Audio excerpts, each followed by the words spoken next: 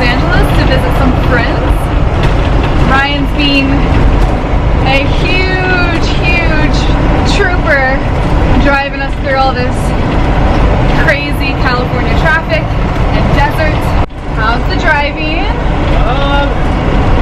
It's not bad at all. Got lots of cars to deal with, and I've got, let's just say, very special blind spots that are a lot of work to keep track of constantly. So yeah, we're doing fine.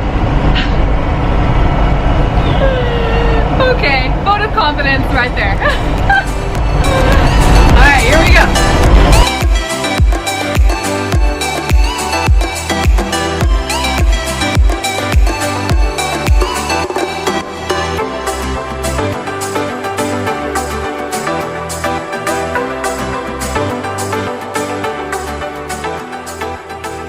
We stayed with some friends from Korea.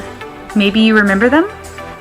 Had proper laundry, showers, and of course, a non-camper toilet.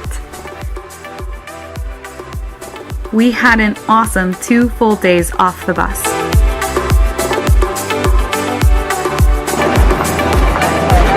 Oh my gosh, this looks weird.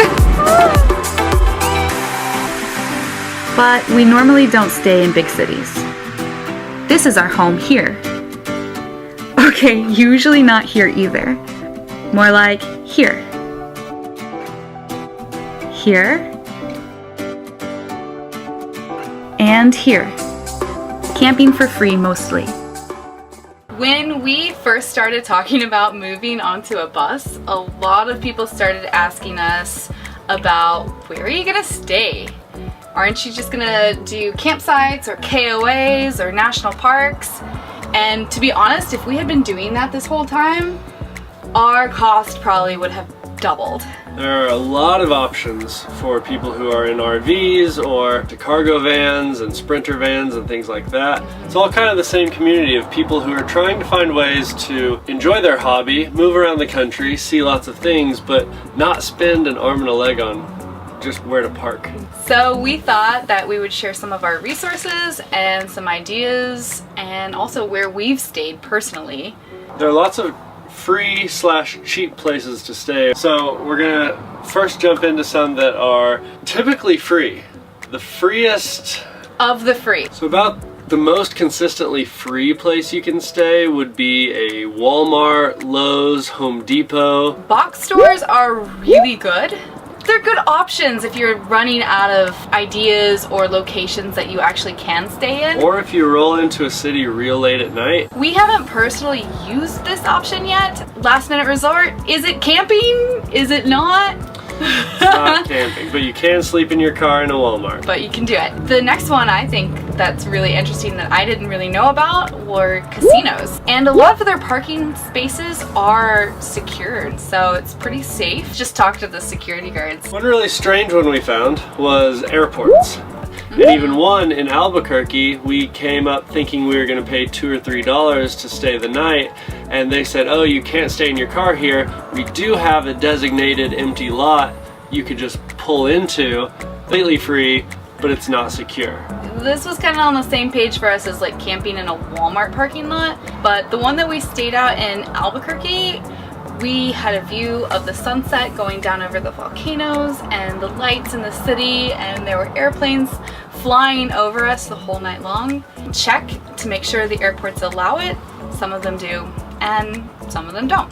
Now, more designated for weary travelers and people who are driving 18-wheelers across the country, you can stay at truck stops and rest areas. Yeah, that's a good option too. It's not ideal. You're going to be amongst other car traffic and semis, but it's free and it's available. Yep. We haven't had to do it yet.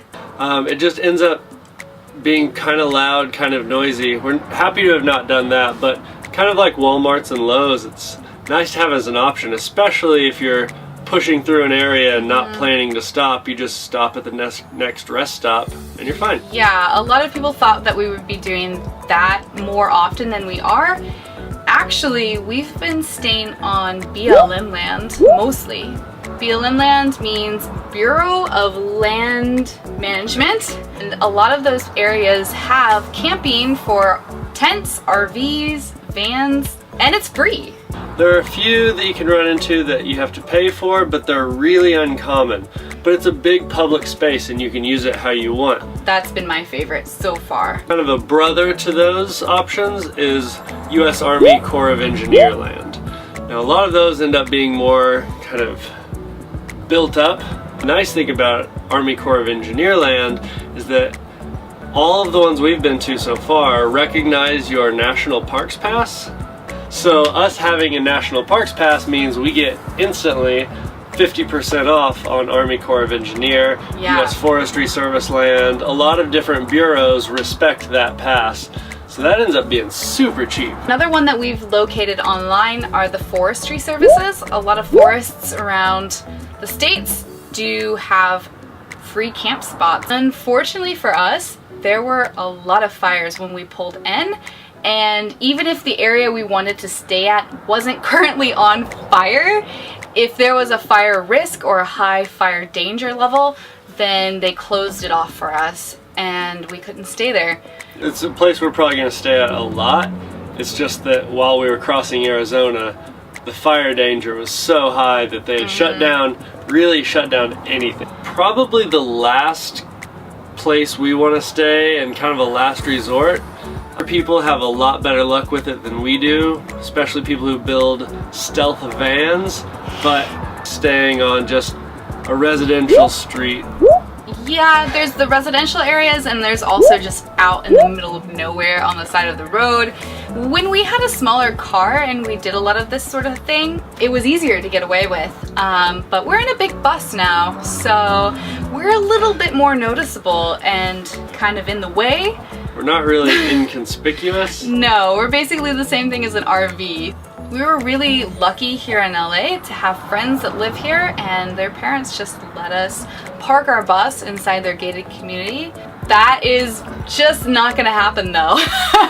If you're really trying to find it in a random city.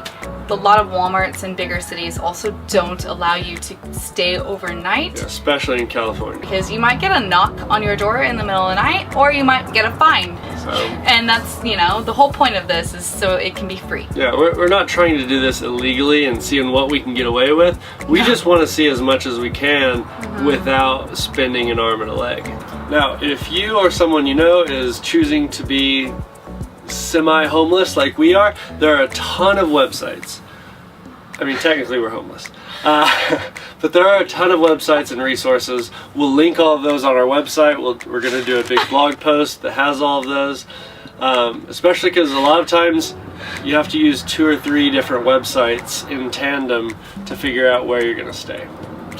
So go check that out. Semi-homeless? I mean semi-homeless. We're not homeless. We're staying at places for free, which means we have a home. California does not recognize this.